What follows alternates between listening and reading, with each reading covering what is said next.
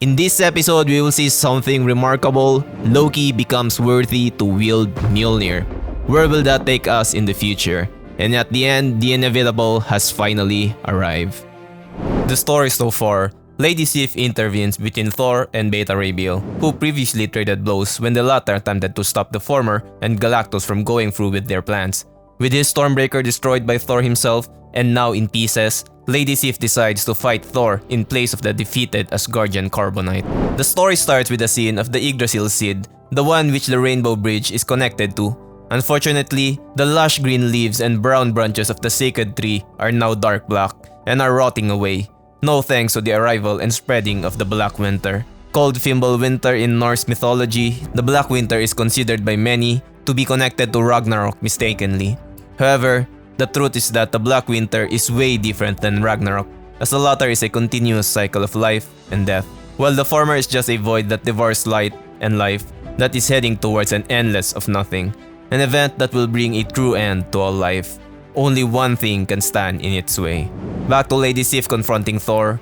The Guardian of the Bifrost berates Thor for being a huge pain in the rear for them. Thor doesn't take that insult lightly, reminds Sif to think carefully about what she will do next, and tells her that he is still her king. However, Sif immediately blocks him back by saying she isn't afraid of him and she doesn't want to fight him.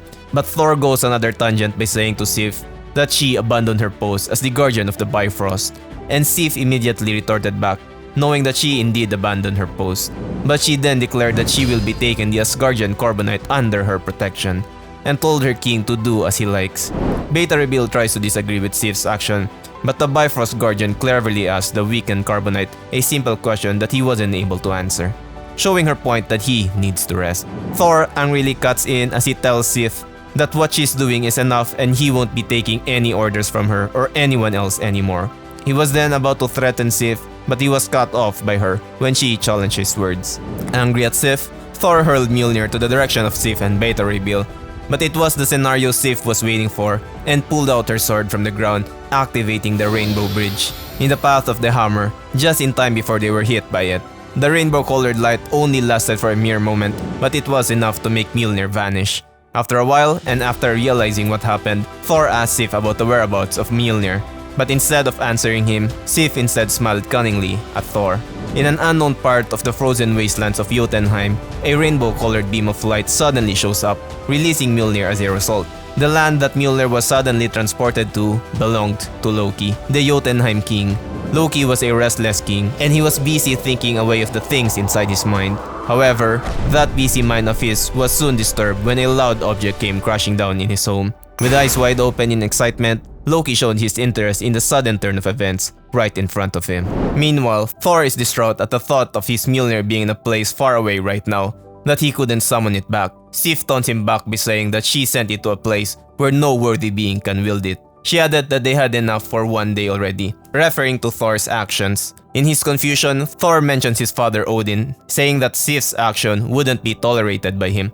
However, the Guardian of the Bifrost shouted back at him, saying that he isn't his father and he could do better as Thor himself. Sif added that she knows how restless Thor is as the new All-Father of Asgard, where the latter is scared that his glory days are over and he will end up like his father did. However, Sif sternly reminded him that he shouldn't lose himself in his quest in proving himself worthy as the All-Father, as she knows he is scared about his new role. Thor butts in, trying to deny that he is scared, but Sif immediately shut him down, solidifying that Thor is scared since she could see everything as the Guardian of the Bifrost. Thor fell silent for a while. Loki approaches the now crushed Mjolnir at the bottom steps of his throne. He paces around the mythical hammer, thinking that it may be a trap or a test somehow. Although he knows all too well about the enchantment bestowed upon Mjolnir, that only the worthiest of champions can wield it, Loki can't help but wonder to himself. He gently placed one hand on the handle of Mjolnir, and the hammer began to emit blue lighting around it. Although he reminds himself that the enchantment placed long ago by the All-Father Odin was powerful and unbreakable, he also reminded himself that things can change within time. As surprisingly, Loki was able to temporarily lift up Mjolnir with his own hand. But it seems that particular story will be told for a different time, as Mjolnir comes to life and starts to float away from Loki's grasp and flies up high back to the skies and space. However, that story can be only told if the universe still exists by then. The squabble of the Asgardian entities was rudely interrupted by the planet-consuming cosmic god Galactus, who has grown tired of hearing their argument. He grimly reminds them that his hunger has yet to be satisfied. Thor, Sif, and Beta Ray Bill stop their bickering and look back at the gigantic god with a stern look. Thor then orders both Sif and Beta Ray Bill to go back home, while gesturing his other hand as it was the process of summoning back Mjolnir. Agreeing with Thor, Sif immediately summons the Rainbow Bridge. A multicolored beam of light appeared behind Sif and Beta Ray Bill, wherein the former asks her king for any word that he would like to say to his kingdom. Thor declines to give any word to her, as he explains that when his work has been done, he will tell those words himself. Hearing his determined answer, Sif agrees without hesitation and bids farewell to her king, disappearing with the multicolored beam of light as it retracts back to its destination. Now, with the two of them alone again, Galactus asks Thor if he is ready to continue, and the god of thunder replies, "Not yet," while his trusty hammer crackles and emits lots of lightning. With his hand holding Mjolnir up in the air, a large explosive lightning strikes Galactus' chest, making him shout in pain as a result. Thor, powered by the power cosmic, reverted back to his herald form. Galactus felt insulted that Thor has took the power cosmic from him forcefully. Thor menacingly stood up and looked at Galactus, saying that he is now ready to end their quest. And so the quest to satisfy the Devourer's hunger continues on, wherein he has consumed 3 planets more to help in restoring his powers, enough to stop the Black Winter. First on his plate will be the planet of Silas, a mesoplanet that is now the former home of a race of long-dead war sorcerers that look like jellyfishes from Earth 616. Their planet's burial ground was filled with decomposing enchantments, filled with dark power was added to Galactus' growing might. Next will be the planet IOX4, which was inhabited with telekinetic gentle bear-like creatures that also had precognition abilities. Just like Silas, all of its inhabitants were safely transferred by Thor via the Rainbow Bridge. The last planet to be consumed will be Vanish 4-2, an ancient supergiant planet with a semi-sentient core that is composed of molten blood. It is notable that it willingly gave itself to Galactus to aid the fight against the oncoming Black Winter. As like the other planets before it, all of its inhabitants of bug-like bipedal creatures have been safely evacuated. And now 4 planets have been consumed in order to save the universe. However, those are also 4 planets stained on the king's legacy and his soul.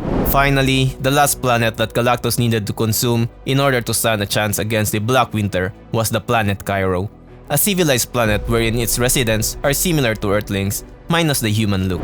Thor approaches them peacefully and proceeds to greet an individual who seems to be a very important person of the planet. As Thor greets them in peace and presents himself to them, he sternly asks them to stand down. However, the representative tells Thor that they know his intentions and are not raising arms against him.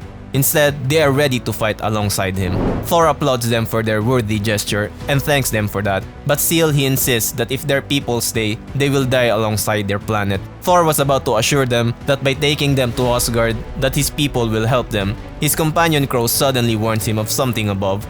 Both Thor and the Cairo representative look in horror as a response to that something.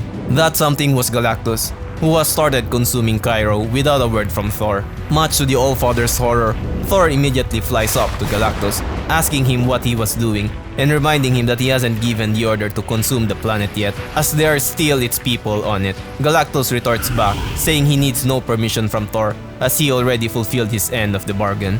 Galactus added that they've run out of time, as the Black Winter was already there. Thor answers in horror as he gazes through outer space. As Thor and Galactus looks above Cairo, they can both see the infinite darkness starting to envelop the planet. Everything that is on the planet is consumed by the endless void, being dissolved into black nothing. The people of Cairo are consumed in terror as their body disintegrates into black ash-like material that eventually joins the endless void. However, being powerful gods themselves, Thor and Galactus aren't immediately affected by the Black Winter and had the time to prepare themselves for tackling their biggest opponent yet.